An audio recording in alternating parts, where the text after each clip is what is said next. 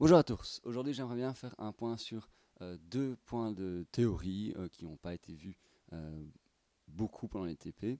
Mais ça peut franchement vous servir pour le projet. Je reçois beaucoup de questions liées à des erreurs qui sont liées à ça. Donc, je vais parler d'une manière propre pour envoyer des données de Python à SQL.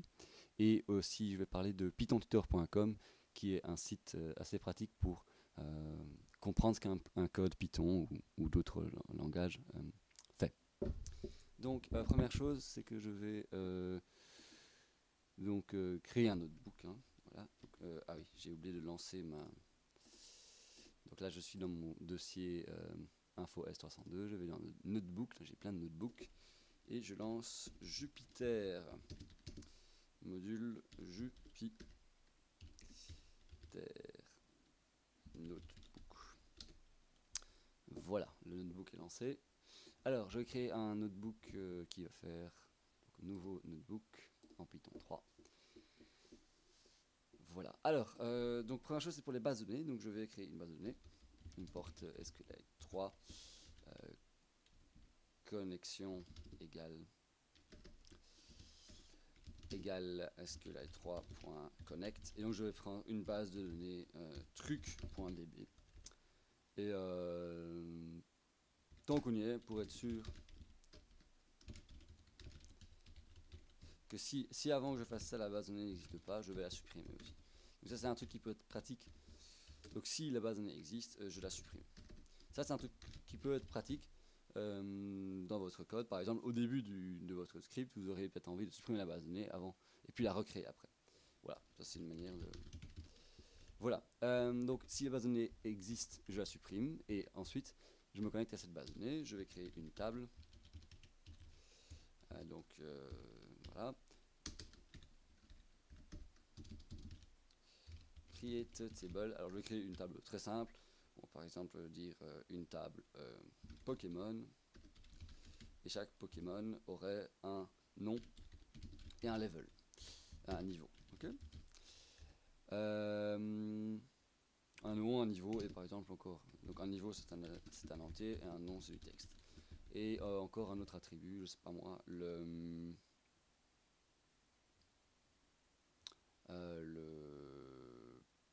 nom, le niveau et je sais pas moi les points de vie. Okay, donc PV. Donc juste j'ai une table avec une colonne de texte et deux colonnes d'entiers. Donc je fais ça, donc j'exécute cette requête, hop, tout a l'air de bien aller. Je peux vérifier, donc je peux ouvrir ma base de données truc.db, donc je retourne mon dossier ici, je trie par date de modification, et là j'ai truc.db, clic droit, ouvrir avec db browser for SQLite. Et je vois ici que j'ai une table Pokémon qui avait été créée, et quand je regarde ici, il n'y a pas de Pokémon.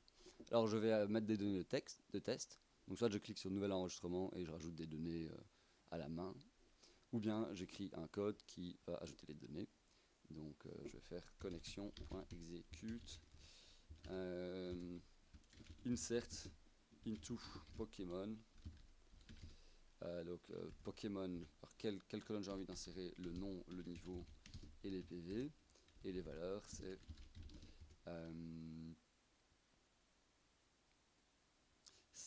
par exemple Pikachu, il est niveau 20, il a 60 PV. Voilà, je fais ça. Tout a l'air d'aller bien. Je peux revenir dans SQLite et puis faire recharger la base de données. Alors, où est-ce que c'est marqué? C'est un fichier.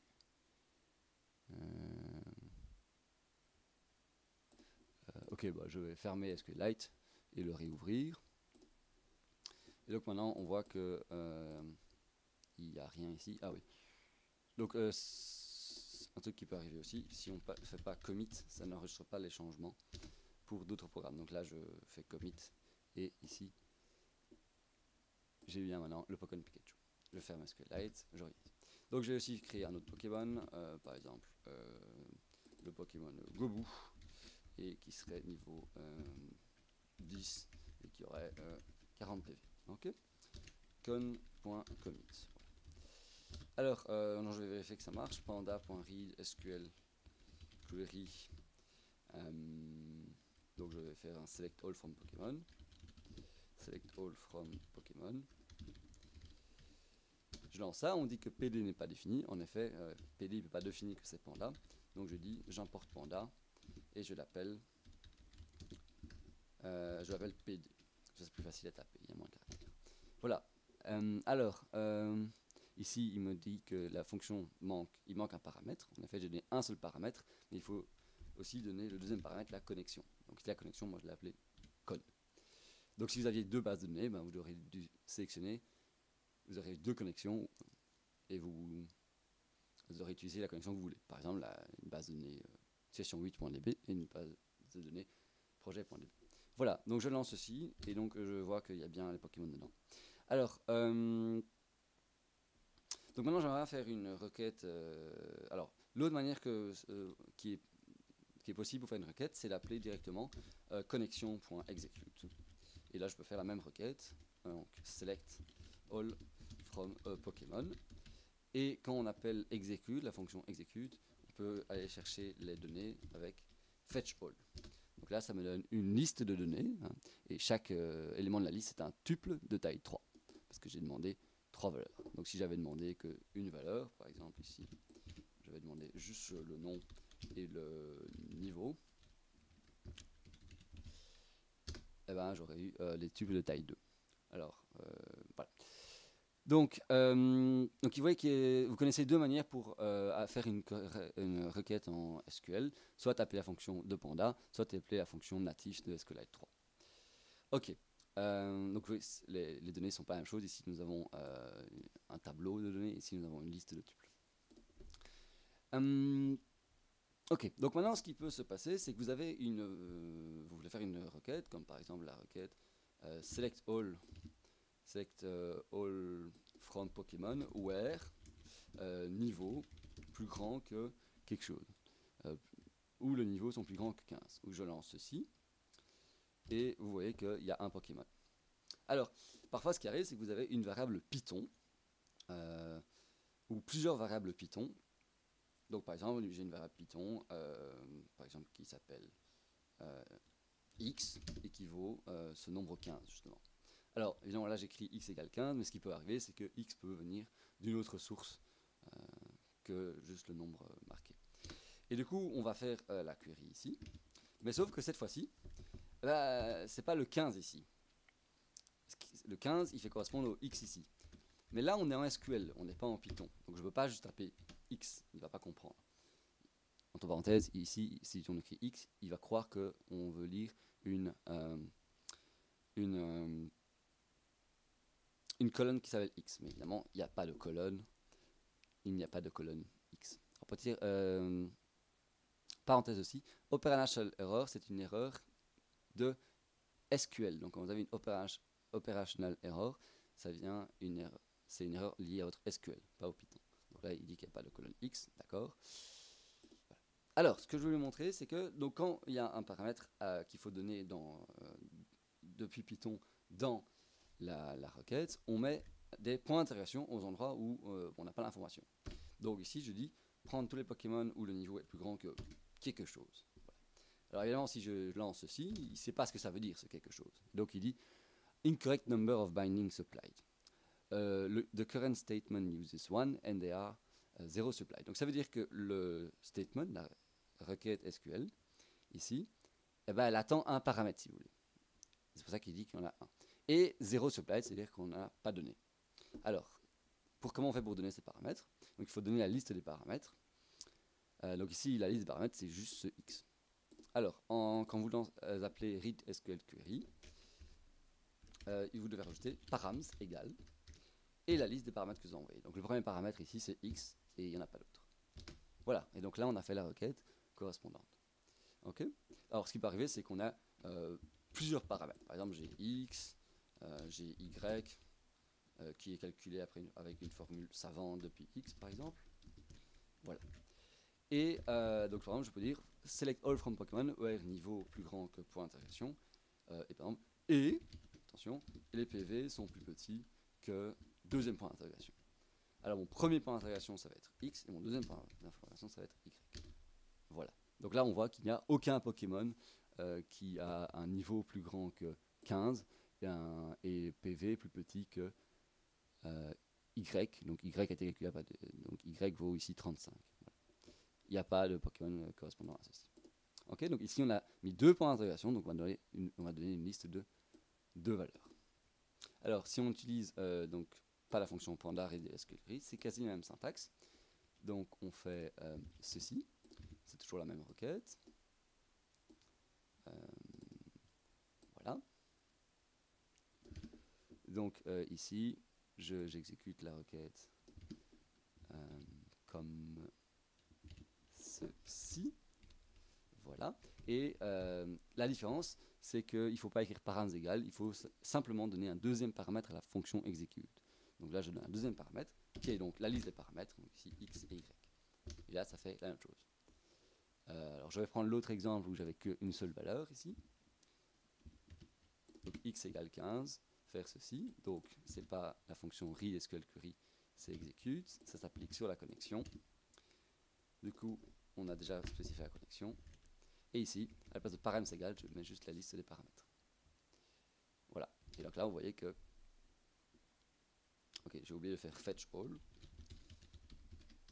Voilà. Et donc là, on voit qu'il y a un Pokémon, c'est Pikachu, qui a un niveau plus grand que 15.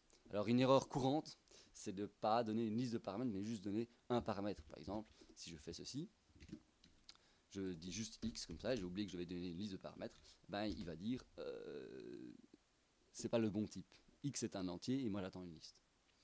Alors évidemment, si vous mettez un nombre entre parenthèses, ben, ça reste une seule valeur. Donc, le code que je viens d'écrire ici et le code que j'écris maintenant ici font exactement la même chose.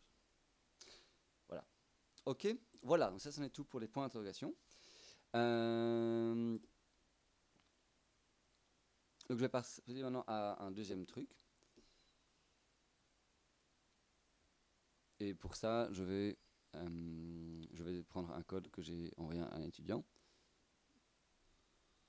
Ok, nous sommes de retour dans notre notebook. Et donc je vais faire quelque chose de différent. C'est vous montrer pythontutor.com. Donc parfois, vous avez un code, comme par exemple ce grand code là. Voilà, c'est le code, ici c'est un code très classique. Et d'ailleurs, je vais aussi rajouter une petite boucle ici, tant qu'on y est. Voilà. Je vais afficher, je vais par exemple créer p égale i plus 1 et print p fois p. Donc ce code, je peux le lancer, évidemment. Donc là, je le lance et je vois que ce code, il affiche 5, 6, coucou, YOLO, 1, 2, 4, 1, 4, 9, 6, il affiche plein de valeurs et il finit par une erreur. Bon, alors,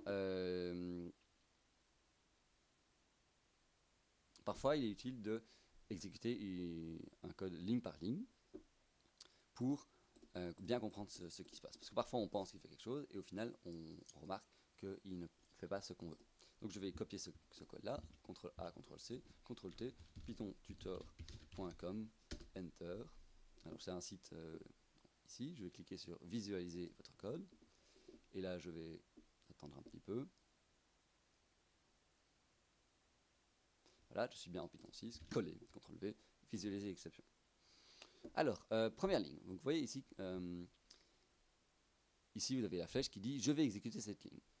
Alors, donc a égale 5, et donc ça va créer une variable qui vaut 5. Donc avant d'exécuter la ligne, il n'y a pas de variable. Et attention, après, ici, vous voyez, il y a une variable. Donc je recommence, je reviens en arrière. Avant, pas de variable. Après, une variable. Donc j'ai une variable a qui s'appelle 5. Ensuite, je fais print a, donc ça va afficher a, donc qui vaut 5. Vous voyez ici, dans le print output, 5. Ensuite, j'ai a égale 6. Donc attention, regardez bien la variable a. Avant, elle valait 5. Maintenant, elle vaut 6. J'affiche a. Ça affiche 6.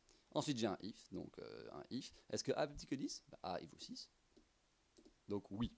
Quand un if est vrai, on rentre dans le if. Donc, regardez bien la flèche rouge. Elle rentre dans le if. Donc, il fait print coucou. Afficher coucou. Ensuite, je demande est-ce que a est égal à 4 ? Non. Je vois que j'ai un. Donc, le if est sauté.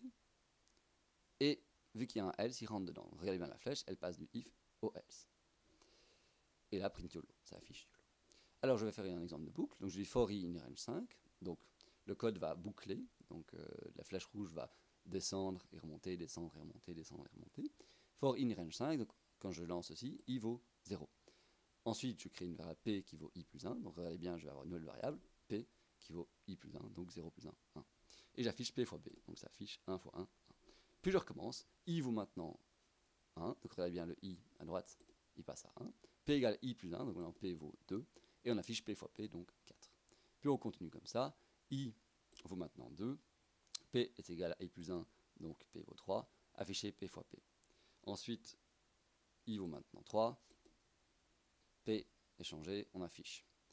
I vaut maintenant 4, p égale quelque chose, on affiche. P égale...